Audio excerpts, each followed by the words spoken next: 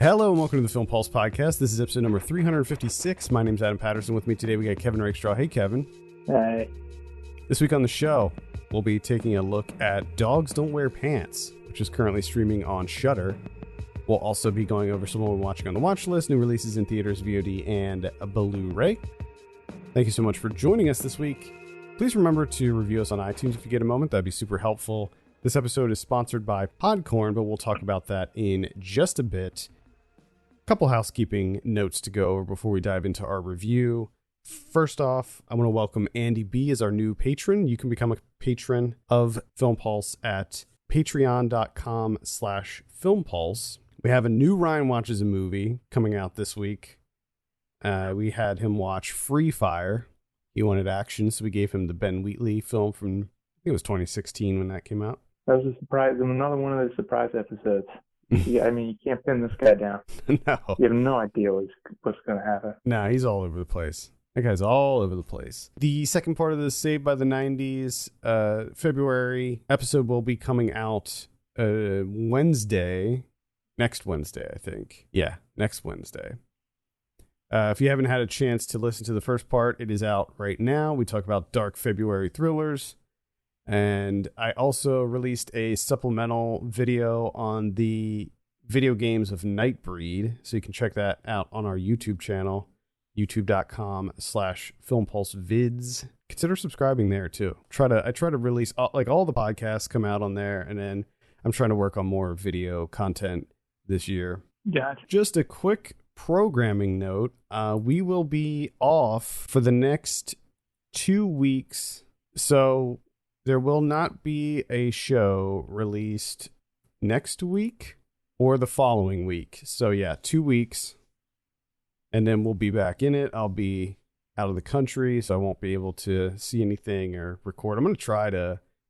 I definitely want to see The Invisible Man, even though I'll be out of the country. Going to international viewing. Yeah. Well, I'll be in New Zealand, so I'm not going to run into any issues with translations or anything like that. So I remember when I saw, what did I see in, I was in Holland and I saw The Dirty Dozen. Is that, no, not The Dirty Dozen.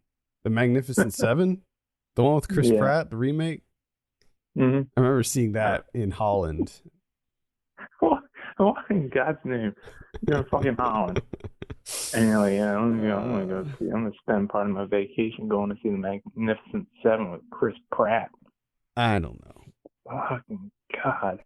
We were in a small city, and there wasn't like a whole lot to do in the city, and we'd already. I'm sure anything. Just walking around. Well, no, we did. Around. We did do a lot of walking around, but in the evening, like pretty much everything was closed. So we didn't really have much to do. So we're like, all right, let's just go see a movie. We're right by this multiplex. And I mean, it was in one of those Pathé theaters, and I'd never been in one of those or anything. So it was an experience. It was good. I'm glad we went. I mean, the movie sucked, of course, but come on. It was still good.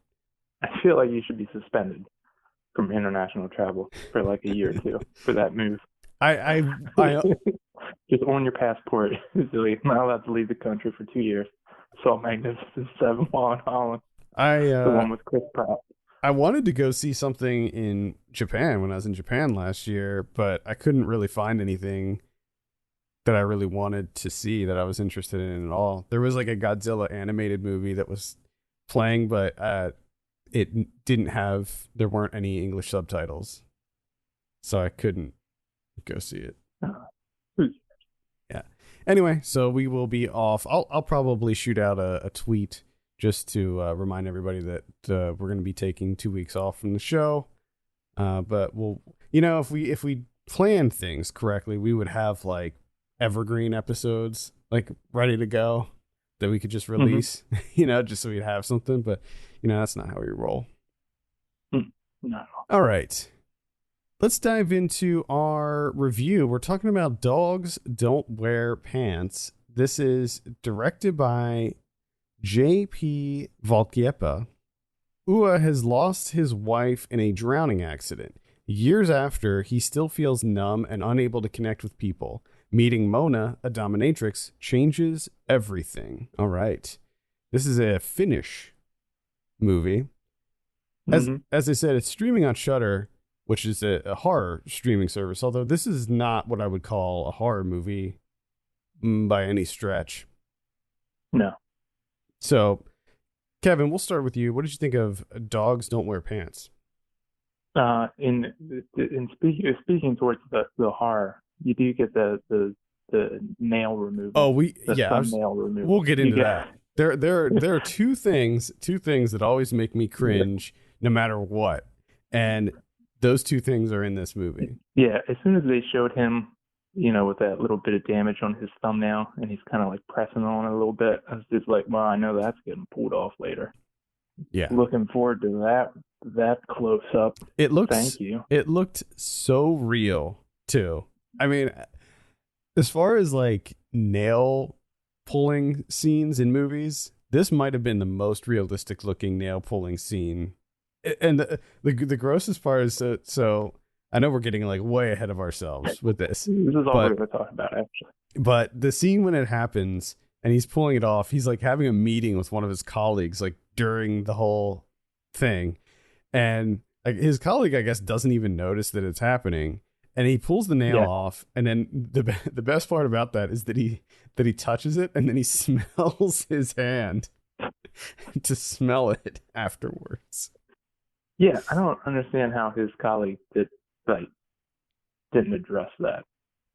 Because not only like he takes it off and he puts it on the table and he just starts like pushing it, just like touching it like a button.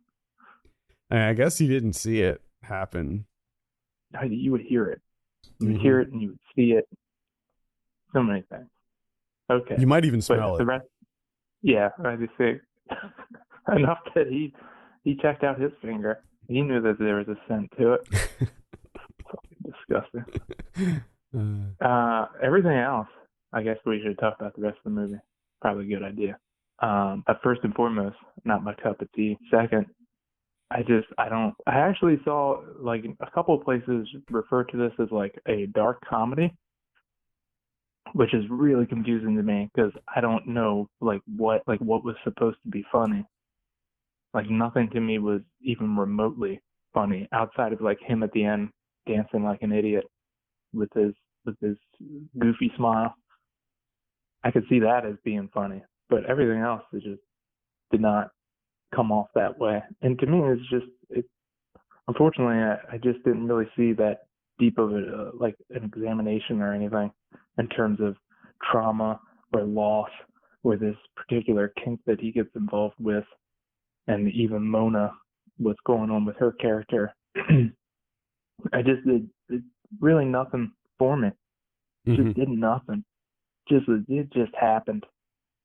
And I just had to be there, unfortunately. For me, I think it was a somewhat intriguing examination of how this death, his wife's death, how it affected him and how he was coping with it. But like you said, I don't think it was quite deep enough. Like they didn't fully explore, this, what he does and how he sort of reconnects with his dead wife. And I thought that they were going to explore Mona's character more and like what her story is, because sometimes the perspective does shift to her. And I was like, we're going to see what, like her personal life, like what her deal is and why she does this. And if it's just paying the bills or if she's really into it or what the whole deal is with her. But they don't really get into her character whatsoever. So when there's the other thing that made me cringe is that there's a tooth pulling scene. And when that happens, I didn't understand. Like, I was like, I mean, I guess she's into this, but like I don't quite get it. Like I thought that the motivations of the characters were really questionable a lot of times. They established the connection, right? And the connection makes sense, especially with Eva's character, where his wife dies in a drowning accident. He almost drowns trying to save her. So when it comes to the dominatrix thing with Mona, he gets strangled, and it kind of like takes him back to that, and then he kind of gets addicted to it, which is weird though, because it never really seemed like he had this like sexual connection to it. It didn't seem to be like a sexual angle or aspect into his, this wanting to be strangled thing. Well, I was a little confused about that, because one of the first scenes in the movie, it shows him with like his wife's underwear, and that is presented in a sexual context with his wife's underwear like over his face. But then you're right, when he goes to Mona for the first time, it's not presented as a sexual thing. He's trying to, like I said, reconnect with his wife who's passed on, because when he gets strangled and passes out, it like reignites those memories and allows him to see his wife again. And then with Mona, you have, I guess, the connection we're supposed to gather from the little bit that we do get is that most of her, workday is spent doing like rehab therapy for people, with physical ailments and stuff. So she's constantly helping people. And I guess that her fantasy is to actually hurt people. But like you said, when it gets to the teeth pulling thing at the end, I don't really have this, or even a lot of the other stuff that she did, I don't really see this connection as like her really getting off on the idea of hurting people. It seemed more like she just like being in control. But I don't know. It's like, and then that's it. It seems like the examination is just one note where it's just like that's the connection, and that's it. Because even Yuha's character, like, he doesn't progress.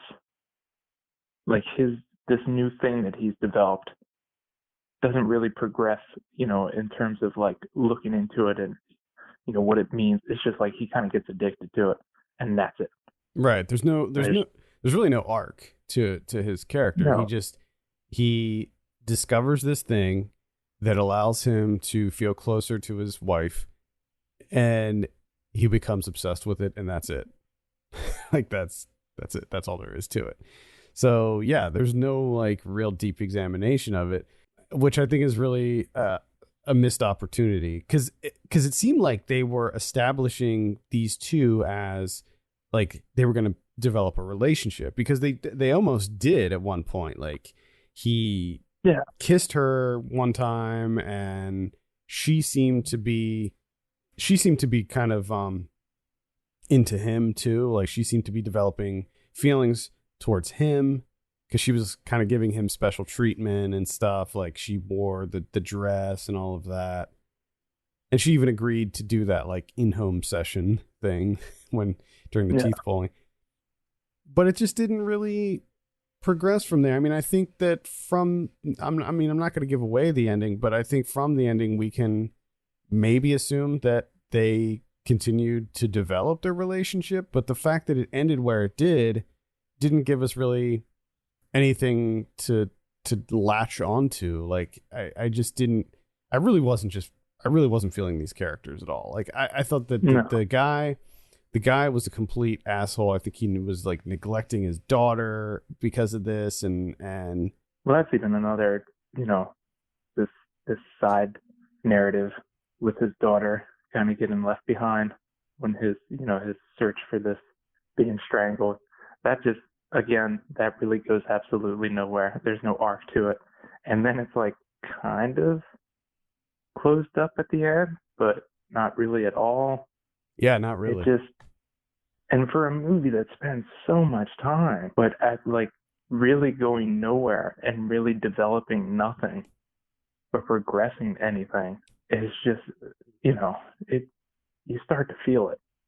An hour and 45 minutes we turned in for me to like 2.5 hours. It felt like, I'm just like, okay.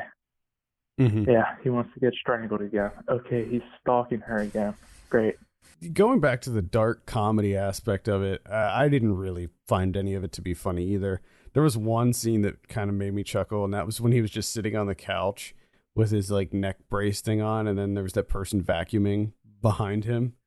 I don't know why, but I liked the way that shot looked. That was pretty much it. I mean, I thought that there were certain aspects of it that were kind of cool. Like I liked how she handled the whole strangulation thing, where she would put that glass ball in his hand with the like metal bowl underneath, so if he like passed out, he would drop it and she would know to stop. Mm-hmm. I like that the way that they showed that she was becoming closer to him was that the bag that she strangled him with became more translucent as their sessions progressed. I don't know if you noticed Mm-hmm. that, but like the first one was like a completely black bag, and then the next one was like kind of like a translucent, like white, and then the next one was completely clear. I don't know. I thought Yeah, that which is was cool. That was cool. yeah, that's a nice touch. But unfortunately, there's none of the like there's nothing here. There's none of that subtle complexity in the storytelling anywhere else in the film with it, why he's getting addicted to the strangulation, and then just weird divergences like where he ends up going on the date with his daughter's music teacher for some reason out of nowhere, and he wants to try and get into he's he's essentially trying to walk her through his newfound kink on a first date, which just seems ill-advised. It does. And of course, it doesn't go well for him. And it's just like he was such a nothing of a guy outside of him being a dick in terms of just ignoring his daughter all the time. Like he didn't really talk. He didn't do anything. Yeah. This guy did nothing. Very blank. And then he just stalks. And you can you have a pretty good guess that this is written by a man, because most of it is like him just stalking Mona, the dominatrix, and then at some point she's just like, "Oh, okay, yeah, come into my house." Right. Yeah, come into my house. Like, Hello. no, no. Yeah. If they ever do an English remake of this, I think Stephen Merchant should play that guy. He reminded me of Stephen Merchant. I was actually looking forward to this because I heard a lot of great things. Like, I think it won a bunch of awards on the festival circuit last year. I think it won some awards at Fantastic Fest. So I was pretty excited for this one, and I was a little bit let down. With it. Yeah, same here. Because most of what I read, when we were trying to decide between the two movies, pretty much everything that I read about Dogs Don't Wear Pants was, praise, high praise. So I was like, oh, okay, this is going to be one of those gems, the 2020 gem that we find. But no, not at all. Because not only did I find the narrative lacking, just like extremely lacking, but to me also like the cinematography and everything, like even visually, there just wasn't anything there for me. I found it to be a little slightly average. Yeah. Nothing, but I mean, nothing that's special. going to be memorable. No. I don't think anything really about this movie, other than the just the whole dominatrix aspect, is memorable. Like when he, maybe I'll hold off on that. That might be a spoiler. There was one scene that I thought was pretty gross. Like when he cuts his hand up. That I love it. That colleague again. He just completely smashes a glass door inside, like a very nice hospital, where he's apparently like one of the top surgeons. People around, other workers, other, patients, and no one reacts whatsoever. They're just like, oh yeah, he smashed the door. Let's get back to work.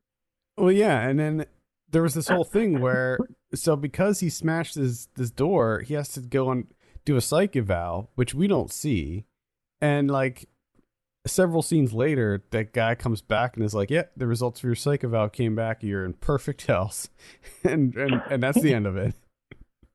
Yeah, it was just it's literally like they were looking for ways, like, oh man, we introduced this, but that means that this Yua character is going to have to talk, and we don't really want that to happen. So we'll just have this other guy come back and be like, "Yep, you're good." Yeah. All right.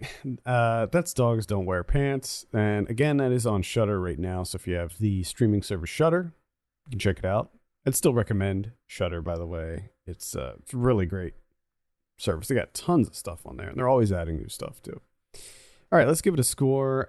So for this one, I'm sitting at around 4.5, 5. Yeah, I'm gonna go like a 4.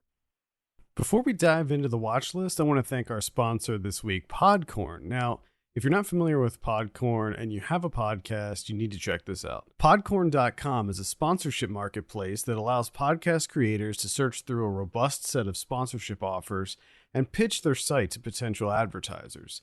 It's super easy to use and completely free. One thing I like about this service is you have complete control over who you want to approach, the amount that you want to charge, and the type of ads you want to do. So you could do a mid-roll ad like this one, or a pre-roll ad before your show starts, or even do an interview with someone from the company you'll be working with. When I first signed up with Podcorn and was looking through the listings I specifically pitched to services and products, I thought not only would my listeners be interested in finding, but companies that I found to be reputable. And the thing is, there's an absolute ton of listings with new ones getting added every day. So there's always a reason to come back, see what was added, and then write up some pitches. The other thing I like is that you can even record your pitch to add a little bit of flair to it. So if there's a company on there and you really want to approach them, you can do a recorded pitch too, in addition to the written one. Again, it's super easy to sign up. Just head over to podcorn.com/podcasters and get started in just a few minutes. Again, that's podcorn.com/podcasters. All right, let's move on and talk about some of what we've been watching. I actually saw some stuff this week, believe it or not. I was went a few weeks there where I didn't have a whole lot to talk about, but this week I do have some stuff. I saw Birds of Prey. This is the Harley Quinn movie that oddly got renamed. I think it was this past week, Warner Brothers renamed the movie. I think it was called, now it's called Harley Quinn Birds of Prey or something like that. What? Yeah. You can't do that, can you? They did it. They renamed it. 2020 is the year of strange, or I guess 2019 is when the start of that happened, but all these movies getting patches and upgrades. At any rate, I thought Birds of Prey was fine. There were a lot of aspects of it I liked. There were a few things that I really didn't like. The fight scenes I thought were quite good. The choreography. I think Margot Robbie as Harley Quinn is a great choice, and I liked pretty much all of the other cast members of this. You have Mary Elizabeth Winstead in there, Rosie Perez, Journey Smollett-Bell's in there too. Ewan McGregor plays the bad guy, the villain in this, and he was really good as the villain. So it had that going for it. Yeah, again, the action scenes were lots of fun. There's a scene where she goes into a police station and just fucks everybody up in this police station. She has this like grenade launcher and she's just shooting people directly with a grenade launcher. And it's pretty great. The things I didn't like about it, most of the editing I thought was not to my taste. Lots of really fast cuts, very frenetic. The structure of the movie feels all over the place. Like the movie will, like, she'll stop the movie because this is like a Deadpool style movie where it's breaking the fourth wall all over the place, and she'll like stop the movie and then rewind and go back to this other thing. So there's a lot of like non-linearity to it where she's jumping back and forth and telling like these side stories and stuff, and I found it to be a little bit too schizophrenic. And I know that it was designed that way specifically to cater towards Harley Quinn and her sort of her scattered mind. But for me, it was just too much. Like there was just too much adrenaline in it. It was too messy, very, very, very messy, and lots of like really fast cuts and things. And I don't know. I just really wasn't into the editing style of it, but overall I thought it was fine. It was, I think that it should be doing better than it is. It's not doing very well at the box office, which I think is really unfortunate because I think that this has a lot of fun aspects of it. Perhaps one of the things that is bringing it down is the fact that it's rated R, and it totally didn't have to be. They seemed to really want to make their version of Deadpool, and to my recollection, there's not even that much violence in it. The R rating comes from the language, which often feels forced. So it almost seems like when they were in the like early like pre-production phase of this, that it might have been PG-13 at one point, and then they decided let's make it R-rated and add a bunch of F-bombs and stuff. Mm-hmm. So I think that maybe it would have fared a little bit better if it was PG-13, because they didn't really fully commit to it being R-rated either. So I don't know. Overall, I thought it was fine, but I don't think it's like a must see in theaters or anything. I mean, maybe when it comes to Netflix or whatever streaming platform. Yeah, it's still weird about the changing the title. I did not know that. Mm-hmm. I didn't know they did that. I didn't know you could do that. They did it. I saw Harriet. Oh, okay. Kathy Lennon's biopic of Harriet Tubman. Yeah. It's just a bit too elementary for my liking. That's what I heard. I understand the pressure to kind of like dumb down this story in order to cater to like a larger general audience. Like they try and bring as many people as possible, but it's like they did it just too much. They just went a bit too far with it, because it really comes off as like a glorified children's story. Like it's really, really simple. And it actually, a lot of times, it feels like a made-for-TV movie from like the 90s or something. Like it's not good. Yeah, really I actually got that impression from the trailers. I haven't seen this yet, but from the trailers, I even said at one point, like, that looks kind of like a made-for-TV movie, like a smaller budget, like biopic, very cookie cutter. Yeah, it's a bit rough. I mean, it's an important story, for sure, but I mean, now me personally, I would love like, something that's far more complex, far more detailed. Like this is the type of story in my eyes that in order for it to be legit, this needs to be like a 4-hour-long movie, right? Mm-hmm. But obviously you can't do that for general audiences. I get that, completely understand. But maybe, cut the difference between glorified children's story and 4-hour-long epic, and maybe get something, in the middle. But with all that said, I thought the cinematography was pretty top notch. There's a lot of fantastic scenes in this. One in particular, like when it goes into the part of the story gets to her in the Civil War. Those scenes are fantastic. It's just like the screenplay is, oof, boy. How was Cynthia Erivo's performance? Because I feel like she's been killing it lately. I feel as though people are being very nice because she's playing Harriet Tubman, and I don't know if it's really necessarily her fault, but like one of the reasons that this feels like a made-for-TV movie from the 90s is her performance. Oh, I see. It's a bit rough. She's in that show, The Outsider, on HBO, and she's really good in that. I highly recommend that show, by the way.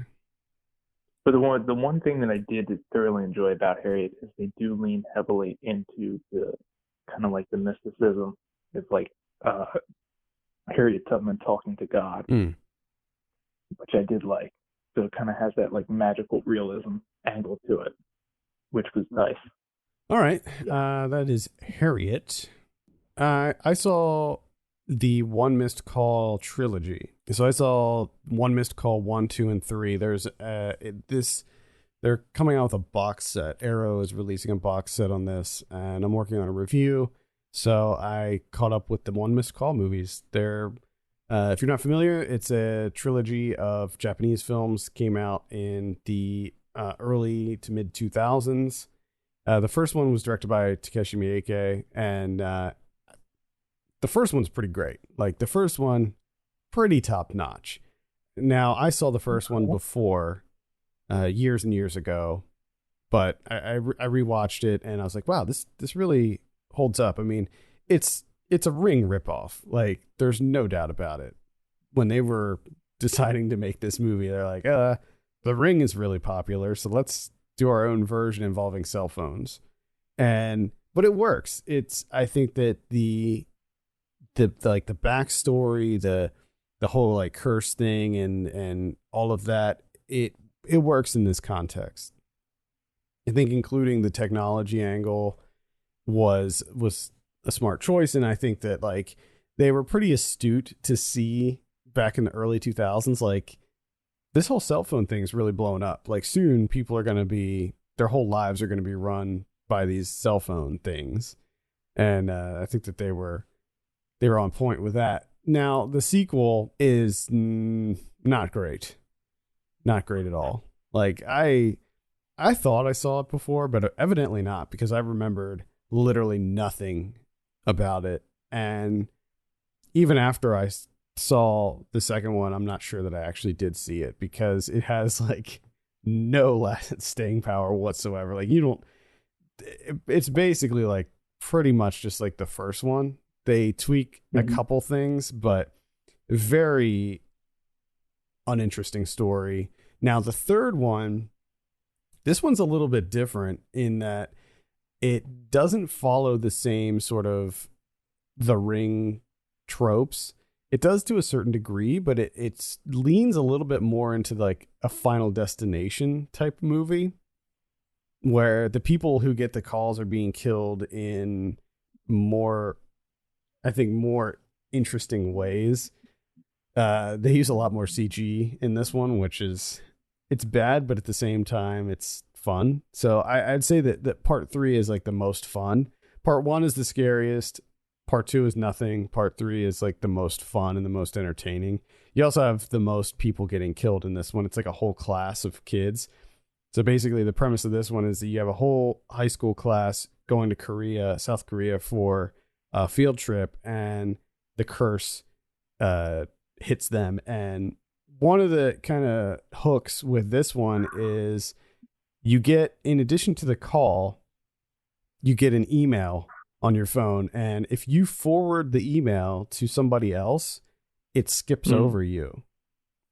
So so as long as you forward the email to someone else, it skips you and it doesn't kill you. So that added this really interesting dynamic where, like, when one of the kids would get the call, everyone else would try to take their phone from them so that they wouldn't be able to forward the email. So it added this whole, like, there's a lot of like infighting and like backstabbing and betrayal that happened within the class. And I thought that was a kind of an interesting little hook. Now, the movie doesn't make any sense whatsoever. Like, once you start to learn like what's going on, you're just like, none of this makes any sense. But I think that adds to the fun factor of it. So I'll have a full written review for the upcoming Blu-ray fairly soon. But that's the One Missed Call trilogy. Yeah, which I'm glad that you brought that up, because I wanted to tell you, and I'll tell everyone now, is that if you have Amazon Prime, there's a bunch of Miyake films I found out this weekend are on there to watch for free. Nice. So you got like The Dead Are Alive, all those movies, Gozu, Happiness of the Katakuris, Ley Lines, Shinjuku Triad Society, like a whole bunch of stuff on there. Nice. I know Shudder picked up a bunch of his stuff too. Oh my God, there's probably a chance that you can stream all of them right now. Certainly a lot of them. Yeah, maybe not all of them. I mean, he's made like 620 films. Yeah. I'll tell you about a short film here.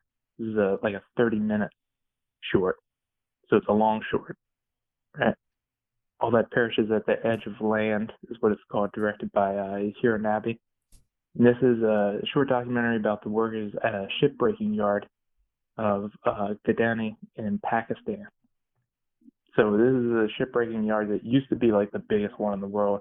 Now I think it's like the third largest in the world. So much of it is just, footage of ships coming into shore, and then the workers getting on this ship and then cutting it apart into scrap metal and all that. And then we're talking massive, massive shipping vessels, right? It's like just enormous. I mean, it's difficult. Watching this movie is just it's kind of difficult to like process and comprehend like how large these things are and how it's just happening that they just grab it straight into the shore. They just, hit the beach and they just leave it there. And all these people just board it, getting paid like nothing and like with no safety equipment really. And they just get to work cutting it into pieces and just ripping it apart. And, it completely destroys the ecosystem around there. Like the fish can't. They can't be around that. Mm-hmm. You don't want to be around that. They can't take it. It's too much stress. So it just, it completely decimates this entire area. Like this entire swath of ocean is just like not usable anymore because you're just cutting ships up. So there's a lot of that, essentially like interviewing the workers talking about the conditions and all this and that. But it's not like a talking head documentary, right? It's just, most of the footage is just these ships being cut apart and the workers kind of hanging out and eating and everything, talking with each other. And then another thing to add to it is they kind of do this like semi-experimental, like poetic voiceover where they kind of do poems that are from the viewpoint of the shipping vessel itself that's getting cut apart and kind of its impact on the ecosystem that it's essentially come to die in. And it's very, very interesting, very captivating. So it would, if and when this plays, wherever, I would definitely check it out. All right. And that's All That Perishes at the Edge of Land. This sounds really interesting. Yeah, it's nuts. Because it's not something that you really think of, like, oh, what do they do with these shipping vessels? And then when you see what they do with them, you're just like, oh, okay. I thought that they would, like, okay, they just cut them apart in the water and just leave all that trash there. Ugh, just God. Huge. It's just, and just oil, like all the oil from the ship, just into the ocean. Oh, man. All right. I saw VFW from Joe Bagos. Oh, yeah. Yeah. This came out This came out over the weekend. This is on VOD, so you can check it out there. It's also playing in limited release. I think that they actually had some 35 millimeter screenings of this, or at least one. I could be getting this confused with Bliss, which came out just a few months ago, which was also directed by Joe Bagos. Interestingly, this one also features George Wendt is in there, and Dora Madison is in there as well from Bliss. Anyway, this one it's about a group of veterans who are hanging out and they're at their VFW, and it takes place in a maybe near future or even like sort of alternate present where the opioid crisis blows up to crazy proportions, and this new synthetic drug called hype enters the streets, and it sort of turns it's so addictive that it sort of turns people into these like mutant zombie type. They're not zombies, but they're like these ravenous addicts. They're like these crazed junkies. And there's this gang, this punk rock gang that deals this hype stuff, and this young woman steals their whole stash of hype because the leader of the gang kills her sister, and she's on the run from this basically army of junkies, and she happens upon this VFW and she hides, and these junkies start laying siege to the VFW, and it's up to this gang of veterans to protect themselves and their VFW from these junkies. And you have Stephen Lang in there as sort of the leader of the group, and then you have William Sadler, Fred Williamson, Martin Kove, David Patrick Kelly, and George Wendt. Now, I mean, that's like what a Let's see. what a cast there. What a great cast. So you have these like, all these like older gentlemen coming back, sort of reprising their roles from the late 70s, 80s exploitation cinema, just kicking so much ass in this. I mean, this movie it's all practical effects, and it is over the top gory. I mean, dismemberments, people getting their heads blown off with shotguns. I mean, it is completely over the top, and it is so much fun. I had a blast with this. I had a few nitpicks, and I have a written review for this up on the site right now. One of the things that kind of bothered me is early on when they start breaking in, the power gets shut off to the VFW and the emergency lights turn on. So a huge portion of this movie is just set to these dark red emergency lights, and it makes it really hard to see what the hell's going on. Like, it's very messy, and a lot of the action scenes, there's a lot of action, and a lot of the action scenes are done in close up, and there's a lot of fast cuts going on, and it's just really ugly and hard to see what's going on. The overall look, though, the overall aesthetic, I was into. It felt very much like one of these 80s, grindhouse movies that takes place in this sort of alternate New York City where everything is dirty, like that 80s grimy, grungy style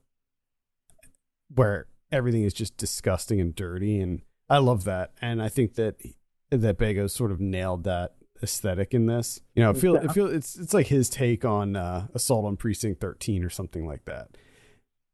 Gotcha. And so overall, I thought it was quite effective. And I mean, we're talking bare bones here. Like he gives you exactly enough backstory on these characters, like just to get you going. Like he pretty much just sticks to the action. And so the narrative itself is very thin. I mean, what I described is pretty much the whole movie. So if you're expecting like this really deep story or like a lot of like contemplation around like how we treat our veterans or something like that, none of that is in this. Like, this is just straight up a bunch of vets fucking up a bunch of other people. Like, that is the story. And I was all for it. Yeah. Just nice and straightforward. Mm-hmm. Okay. All right. I have one other one, and that is If I Were the Winter Itself, directed by Yasmin Lopez, the Argentinian director that did, back in 2012, did Leones, which for me was like one of the best movies in like the last, 10 years or so. So I've kind of been waiting patiently for a follow-up because that was her debut. So finally get a follow-up, sophomore film here. And this is, while I didn't think it was as good as Leonis, but it's still pretty fantastic. I love just her style of filmmaking, which involves a lot of long takes. But within those long takes, the camera kind of, like, say the characters are in a room. Like, there's one scene in particular where this woman is dancing around with like a sword or rapier, whatever the hell you want to call it. She's just kind of dancing around this room with pop music playing, and the camera's kind of circling the perimeter of the room, right? So when it goes past one point, there's like a couch there, and there's a dog on the couch or whatever. By the time it circles back around, that area of the scene has changed, where she introduces these little additions where it changes them slightly, that type of thing, by the time the camera gets back around, which I don't know why, but it always works for me. Like, I'm a simple man. And it's like movie magic to me for some reason, even though it's just like, okay, because there's even one time where like a guy changes his outfit when the camera like kind of moves around, and like he starts before he's out of the frame, so you see him like for a split second like taking off his shirt, And then, of course, when it comes back to him, he's wearing like the same exact clothing as the person beside him. So like, you know what's happening. Like, it's not magic, but I don't know why. But every time it happens, I'm just like, oh wow, how they do that. I love that. Fucking movies. Wow. Cinema. So there's a lot of that. Yeah. There's tons of it. There's one that gets you because it's these friends go to this remote estate, out in the middle of nowhere. This big, fucking beautiful mansion, just old style. I mean, it's incredible. And they're there. There's a filmmaker, and he's with his friends, and he wants to essentially reenact 3 scenes. 2 scenes from separate movies, from a Godard movie and a Faraki movie from the 60s, and then a visual performance by Anna Vendita. So he wants to do these 3 things. So it's just these guys hanging out there trying to reenact these scenes. And of course it's that the old reality starts blurring with their reenactments. And there's it's during the spring or summer, I think. I can't remember. But when they leave, it's very unexpected because you've come to learn, kind of understand what the outside landscape is. And then near the end, when they leave, it's something completely different that's kind of catches you off guard. And that's the thing with this movie, that overall I enjoyed it. It was a little bit disappointing, but overall I enjoyed it because of that, because of all those elements. It felt like you never knew what was going to happen.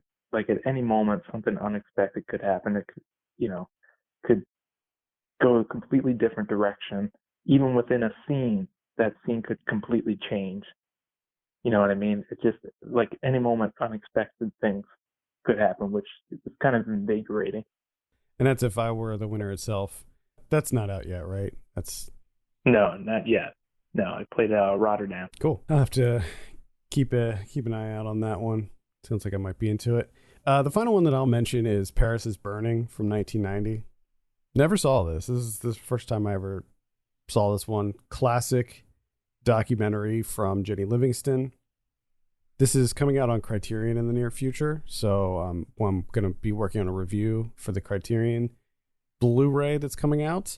I knew all about this movie. I felt like this is one of these movies that I've seen it before, even though I really haven't seen it.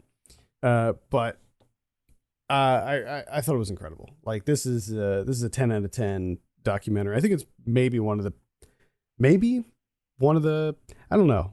I was going to say maybe it's one of the best documentaries ever made, but that's really strong. I don't want to just nonchalantly, just throw that. Just drop that. There. Yeah, it's incredible. It's an incredible documentary. If you're not familiar, it is. It takes a look at the ball scene in New York City in the late, I think it's 86, 87 when this takes place. And it's just incredible. It profiles certain people that attend these balls, and this is where voguing came from. And there were so many trends that the New York ball scene started.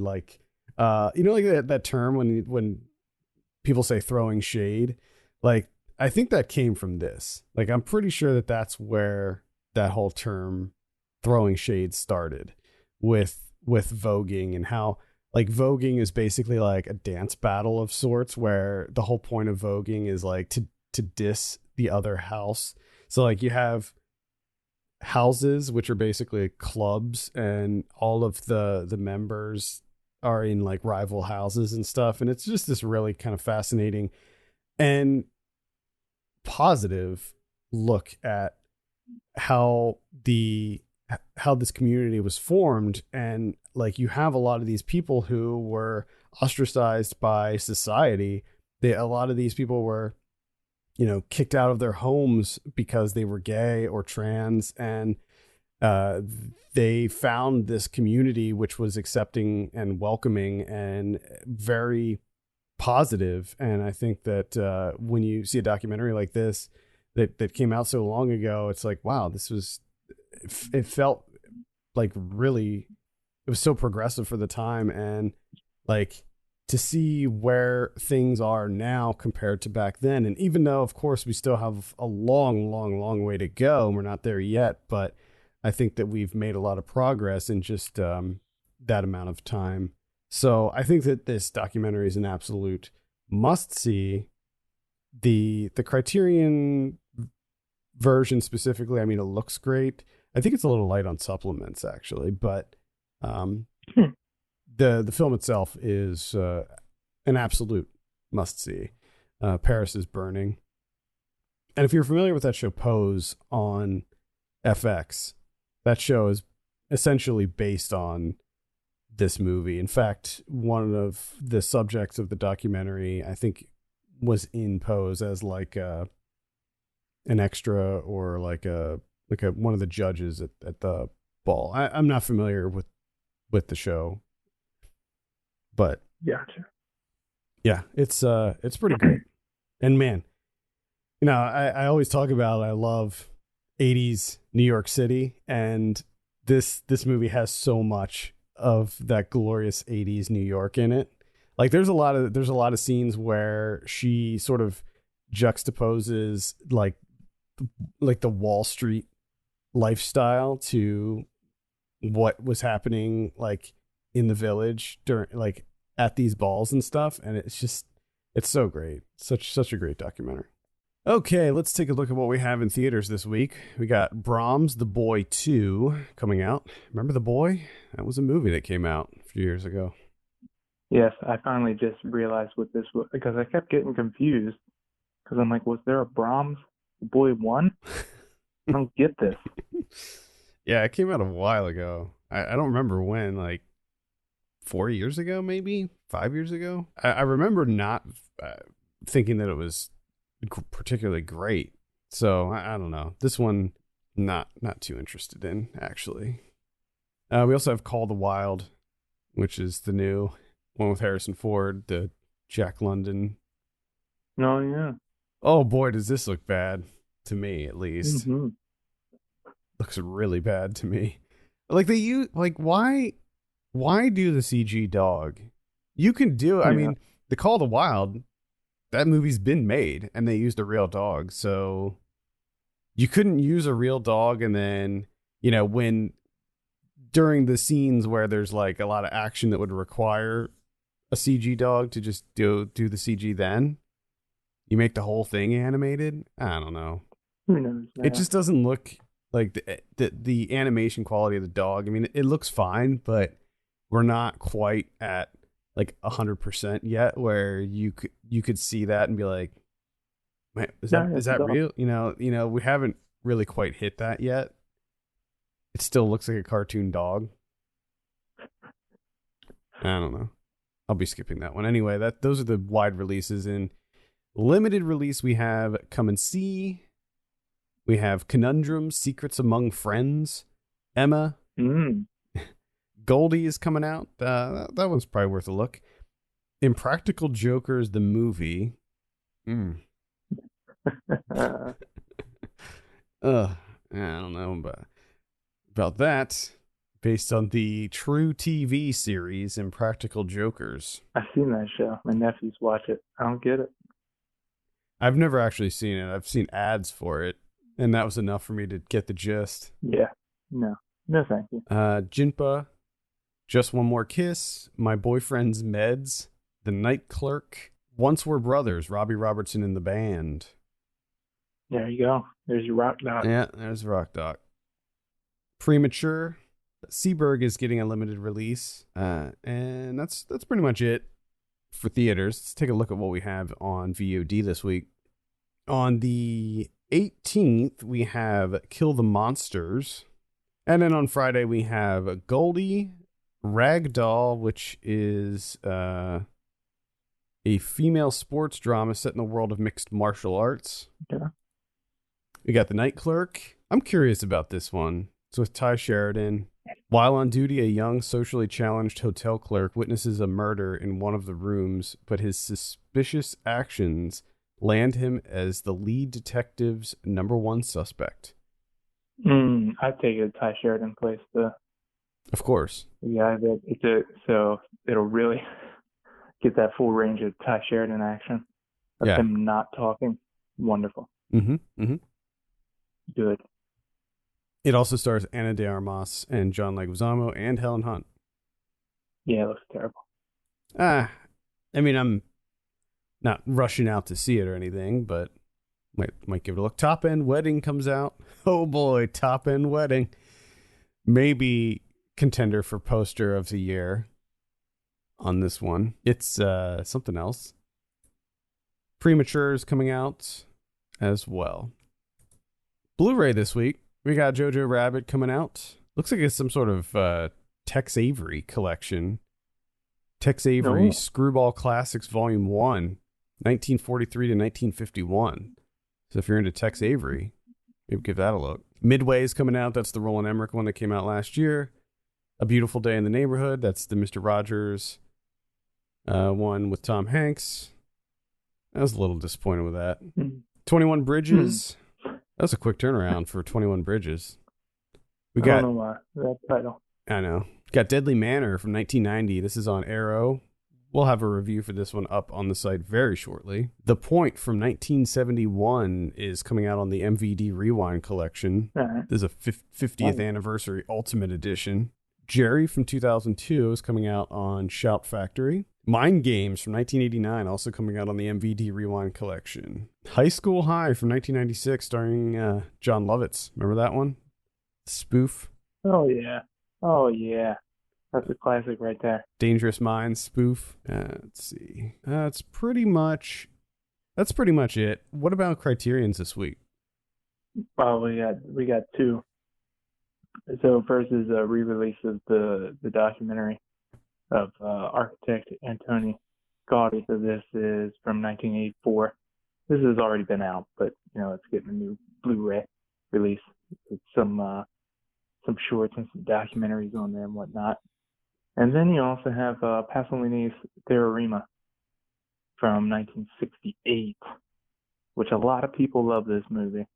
I absolutely hated it. So. Okay. All right. I think that's going to do it for this week. A big thanks to Podcorn for sponsoring this episode. And as always, thank you so much for listening. You can send us your questions and topics to podcast@filmpulse.net. You can follow us on Twitter @FilmPulseNet and @FilmPulseKevin. And if you have a minute, consider giving us a review on your podcast platform of choice. For Kevin Rakestraw, my name's Adam Patterson. And we'll see you later.